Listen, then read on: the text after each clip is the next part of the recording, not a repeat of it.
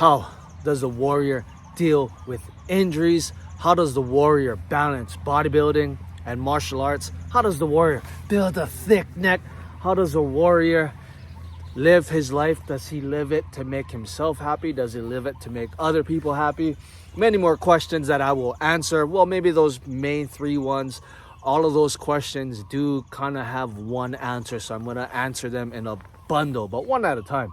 I hope you're having a great day. Now, how does the warrior deal with injuries? I'm going to speak from the perspective of a competitive combat athlete. This is not going to be answered from the perspective of a dad who has a job and just does martial arts on his free time. If you are a competitive fighter where you jump into the cage or into the ring or into the mat, it could be Muay Thai, kickboxing, wrestling, Brazilian Jiu-Jitsu. If you compete against another human being, whether you're a man, a lady, boy, girl, I'm going to answer it from this perspective because this can trickle down into the average individual who just trains on his free time just for fun, okay? So, if you're a competitive fighter and you have some injuries, I learned it from, back when I was fighting and even doing CrossFit, okay? If you're most likely with a gym, what you need to do is, first, depending on how bad your injuries are, you need to go seek some professional help, okay? Don't take my advice, go see a doctor. But if it's not too bad, it's just like different lagging injuries, it could be, I'm not sure. You really have to be able to assess yourself, especially as a competitive fighter. You got to know yourself, okay? But if you don't want to go see a doctor and it's kind of manageable, your pains, but you're a competitive combat athlete, what you got to do is, for me, okay, you got to take some time off away from the gym, maybe a little more time. If you have some injuries and you're trying to still spar, you're still trying to go to your gym, to your fight team and still get some work done, I would suggest, number 1, take some days off from the gym. Now, when I was doing CrossFit, even back when I was fighting, but when I was doing CrossFit, when you're doing I was doing CrossFit like 6 days a week, man. I would go to the WOD, to the CrossFit box. But then there were times where I kind of had like just crazy stiffness and soreness, just doing overhead presses, thrusters, just a lot of barbell work, front squats, in the WOD, the workouts, my joints. Sometimes I would get like lagging neck pain. Bro, it's intense. And you're doing WODs, workouts of the day. You're competing in fitness. And, if I'm going 6 days a week, I'm competing against other people 6 days a week. There were times when I didn't even need to compete. But no matter what, they're still going to put your time and I still had the urge to perform. So same thing with you. What I did was sometimes if I felt like a nagging injury, my back was getting all kinked up, I would take 2 to 3 days off from the CrossFit gym. And even though I took 2 to 3 days off, I was still training twice as hard at home or at the park. Okay? Now, reason being, understand that I'm going to relate it to the battlefield. You as a warrior, you are constantly on the battlefield, okay?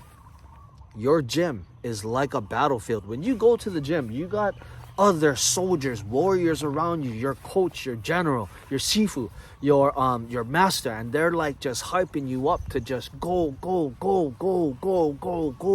And even if your coaches, your teammates tell you to relax, oh, we're gonna have a rest day, it's still the same thing. You're in the environment with sharks. Especially if you're a competitive fighter. You're not with guys who are trying to practice Zen. No, if you're a competitive fighter, bro, you're in the shark tank by the time you step into the gym and the time you get out. If you have lagging injuries, your mind being in the shark tank, especially if you're training 6 days a week with your gym, dude, your mind is constantly on the battlefield. Okay, you're on the battlefield. Go. You're in the shark tank. You're with the lions. And you and your gorillas, your hammers, your savages. You're trying to do your best to keep everybody at the same level. Now, same thing. If one of your teammates catches you lagging behind, they may not say anything to you, but they're going to give you the eye. Like, come on, bro. Hit me a little bit harder. Let's go a little bit harder on this jump rope. Let's go a little bit harder on this conditioning. Your teammates are always going to push you. You're always going to be on the battlefield. And you're always going to have this type of motivation, this inspiration. What you got to do is, okay, take your mind off of the battlefield. Get away from that scenery. I'm not saying your gym is bad, but get you just individually, if you have some injuries on your body and you feel like it's not healing, you walk your ass off the battlefield, okay? Go home. You can still train, but what happens is your mind no longer has to perform in the Shark Tank. Your mind no longer is on the battlefield. You know now that you are at home. Understand, everything that you do, everything that you eat, everything that you drink, everything that you read, everything that when you sleep, same thing, is your eating is very important. Everything that you're eating, your mind is processing, and it's like, okay, we got to send proteins here, carbohydrates here, this is sore, this got to be, this got to heal, we need more protein in this area, you got some bruises, we got to send some raw material to this area. Your mind is not able to send material. It's not able to digest your food when your mind is always constantly thinking that you're in the Shark Tank, when you're on the battlefield. So when you're at home, you detach yourself from that environment. Your mind is now like, okay, you know you're at home, you know you're a little safe. So even though you're still training, your mind can focus more on other things. It can catch up to these injuries. So same thing when I was doing CrossFit. Even though I was working out harder, I was doing more WODs at home in those 2 to 3 days, my mind knew I was at home. I wasn't in that environment of the Shark Tank. I didn't feel a need to perform. And no matter what, if you're a man or even if you're a woman and you know you're in these environments where you're doing like CrossFit or you're a combat athlete, when you're in the gym, in the back of your mind, you know what you're training for. You're training to be under the lights, you're training to hurt another individual, and you understand that your teammates are on the same wavelength as you. So when you're in the gym, in the back of your mind, there's no such thing as going easy. It's your mind cannot detach from that. So because in the back of your mind you have that little thought of, you know, we always gotta be on it, we're in the Shark Tank, we're in the battlefield, these are my teammates, we're training to go hard and be the best. Because you have that in the back of your mind, just that little energy that's anchoring back to just perform in the Shark Tank, it's not allowing more mental energy to go to repairing your body. So take a step back, okay? Now for some of you, you guys don't have that that luxury, okay? You don't have that luxury. For me, I would rather have it that way, where you're not gonna take a day off. Fuck it, I'm not gonna detach. And this is where the other thing comes in, where when you're in the gym, you're probably in the gym, okay, let's say max with your fight team like 3 hours a day, okay? Depending if you're a professional fighter. For a lot of you guys who don't know, a lot of professional fighters, dude, they sleep a lot. They sleep a lot. You'd be surprised on how much professional fighters sleep.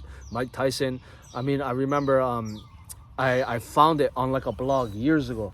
They said that some guys leaked some information about Floyd Mayweather. They said Floyd Mayweather would wake up at 2 p.m. 2 p.m. He would wake up at 2 p.m. He would get to the boxing gym around 3:30. But from 3:30, he would train. He would go back maybe about around 7 o'clock. He was good about training at the same time he would go out to fight. So his body was used to his timeline. So he would probably go back at like 9 o'clock. And from 9 o'clock, 9 p.m. till like 12, he would be in the gym. And then from 12 to about 3 in the morning, he would do extra stuff, running. He would go maybe to like 24-hour fitness, run on the treadmill. He wouldn't sleep till about like 4 or 5 o'clock in the morning, but he would, or like, yeah, like around 2 to 4 o'clock in the morning, he would go to sleep around that time. Then he would sleep all day long until like 2, 3 o'clock in the afternoon. Professional fighters sleep a lot. You need to be sleeping more. And when you're outside of the gym, you need to be focusing on your rest and your recovery, on top of still doing your best to juggle your mind, to focus on your techniques and whatever else you got to focus on. Now, this bleeds into the question of how does one balance bodybuilding and martial arts? Same thing with dealing with your injuries. You got to be able to focus. This is the warrior's ultimate weapon. As Bruce Lee said, the successful man is the average man with laser-like focus. When you're bodybuilding, you got to shut your mind off to everything else. Focusing. If you're doing a bicep curl, but you're thinking about how does this gonna work with my BJJ, bro, your bicep is gonna respond to that, and it's gonna probably take long to build up. If you're doing bicep curls, That's what you're doing, bro. You're not doing anything else. You're not thinking about, oh, what am I gonna eat later? Oh, this chick is like, I wanna go talk to this girl. No, when you're doing bicep curls, you're doing bicep curls, and those bicep curls are gonna make your biceps stronger and grow, okay? Now, when I step out of there, okay, and I'm driving to like the gym, or I'm driving home, that's all I'm focusing on, driving, okay? Sometimes I'll let my mind daydream if I allow myself to do that. But when you're driving, you're driving. When you go to your mixed martial arts gym or to your fighting gym, that's all you're thinking about. Even if your biceps are tight from the bicep curls, when you get to the mixed martial arts or your fight team gym, you're not thinking about, oh, my biceps are tight because I was doing curls. No, whatever the lesson is for today, whatever techniques your coach is going to teach you, that's all you're thinking about. You got to laser focus in on what you're doing. Same thing. When you're injured, okay, you have these lagging injuries and you don't want to detach from your gym. When you're outside of your gym, you're done training, you got to be solely 100% focused on having positive thoughts. Stop. You know what's going on. Okay, my back is sore. What you can do is do maybe some light work, kettlebell deadlifts. If you have a sore back, get the pump in those muscles, send blood to that area. So let's say if like my elbow is sore, I'll do some bicep curls, I'll do some tricep extensions, things that basically pump up the muscles around it. And what happens is it sends blood to the area. And if you're eating good foods, this is really going to help, because you know the blood is, you're getting a pump, you're sending blood, you're sending lactic acid all throughout that area that's sore.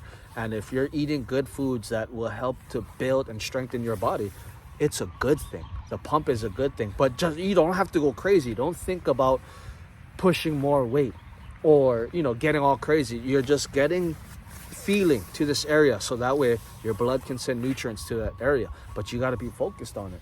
And this is the thing with focus. Now, how do you deal with injuries? How does a warrior deal with injuries? You got to just let it pass.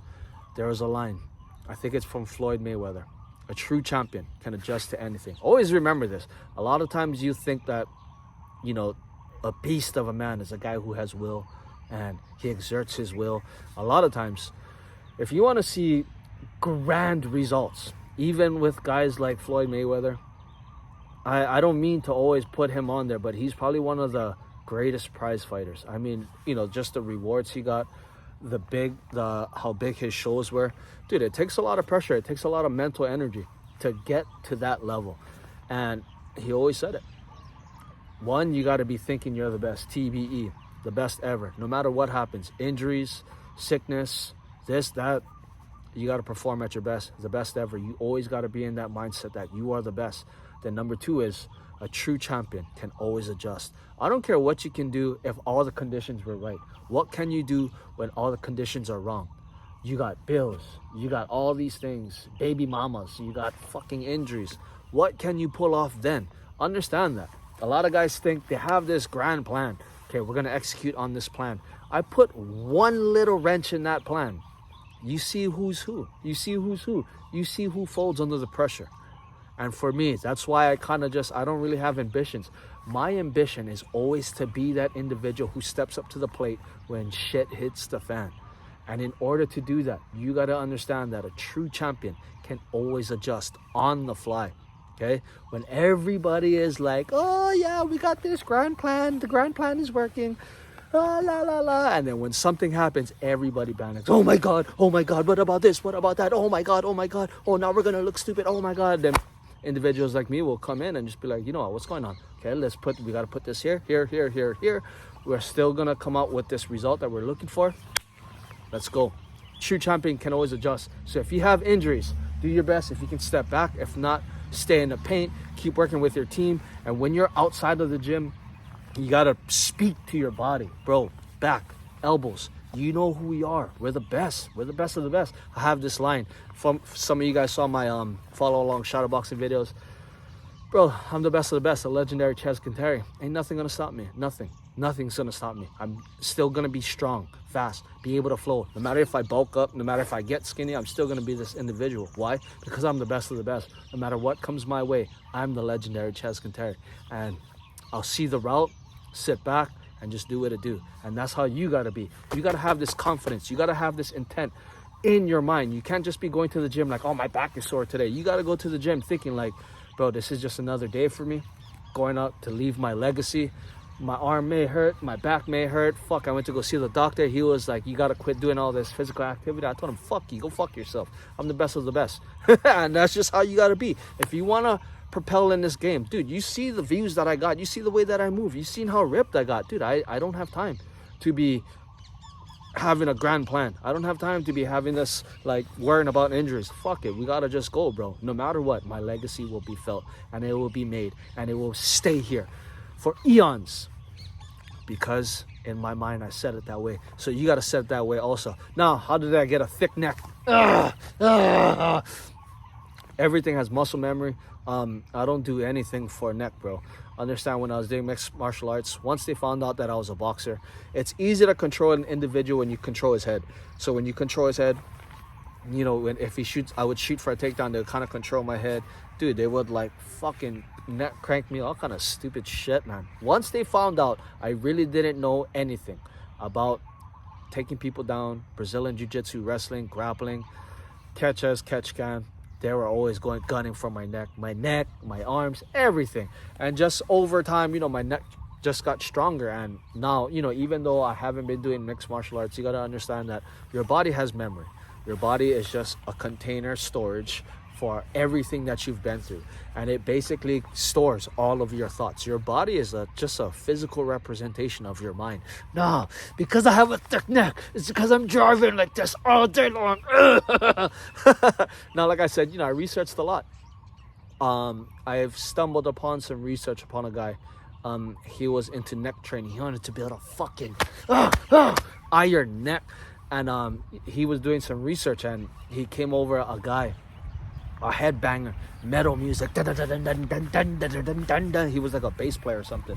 And they showed a picture of his neck. He was flexing it. His fucking neck was wide. He had like all right traps, but his neck was wide. Kind of like skinny body. He almost looked like he had Down syndrome, because his neck was just fucking thick.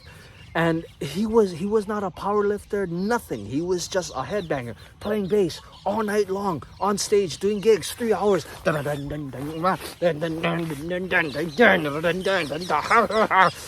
that's why my neck looks the way it is. Like I said, your body is a physical representation of your mind. Even though I was just shadowboxing with weights, even though I was just hitting this 50-pound bag, jumping rope, shadowboxing without weights, I looked the way that I look because my fucking thoughts are the way that they are.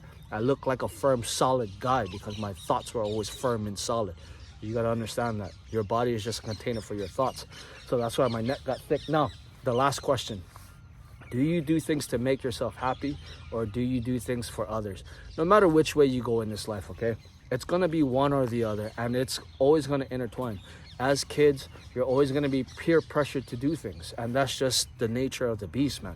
You're always gonna try to fit in. We human beings are social creatures, so we always try to do things for approval, and that's okay.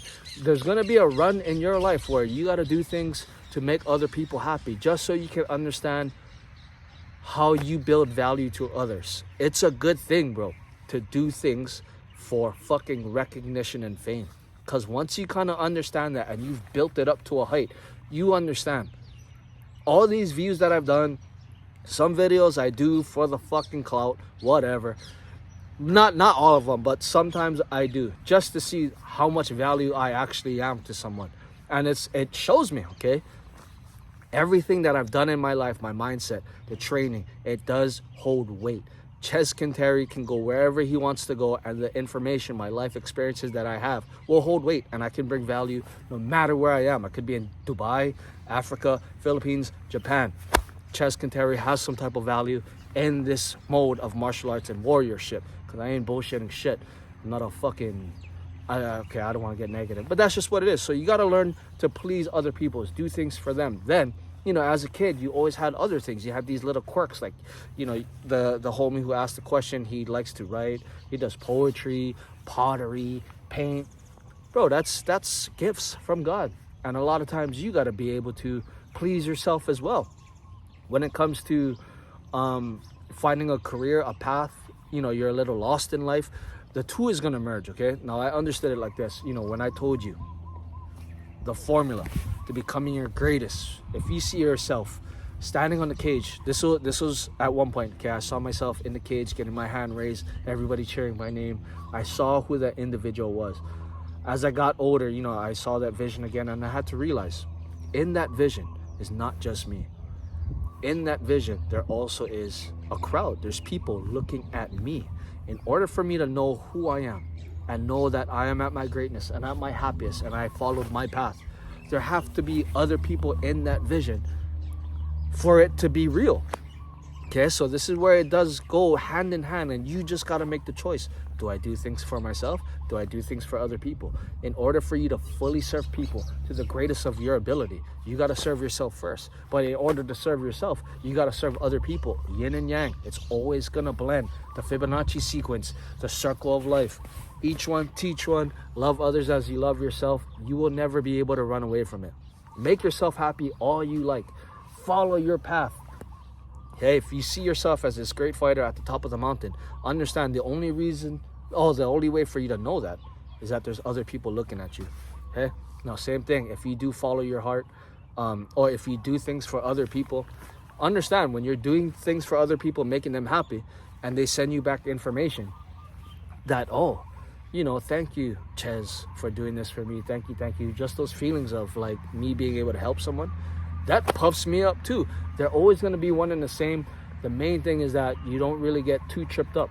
Even though I made myself happy, it's not really me. I don't really need it.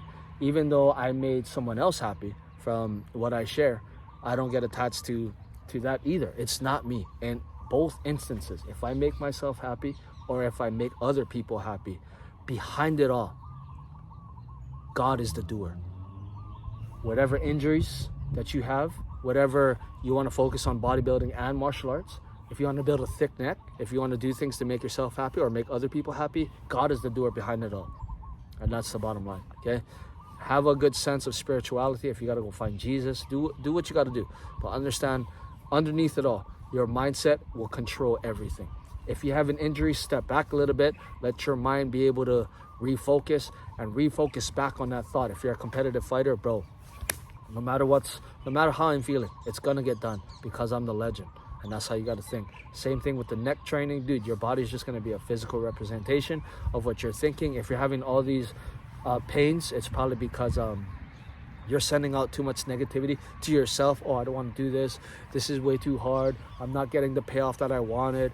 All this training, I got to pay to train. I got to pay to fight, and I'm getting no reward. You got to stop that. You got to understand that being a fighter is a long-term legacy type of thing. You're not just going to get paid straight up front. If you do get paid, you're lucky. Just stay on that route.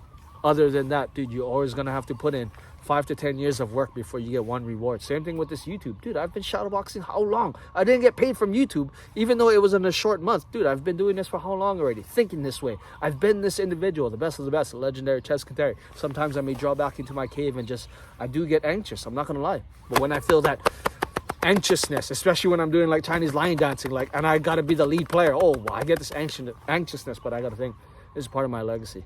The best of the best, the legendary Ches Kantari. And that's how you got to think. All right, do you do things to make others happy? Yeah. Do you do things to make yourself happy? Yeah. No matter what, one and the same, they're both going to serve each other. Why? Because God is the doer behind it all. He's the doer, the experiencer, the observer, and the one that kind of controls everything. Now, with that, just always remember, right? Train hard and be kind. Let's go.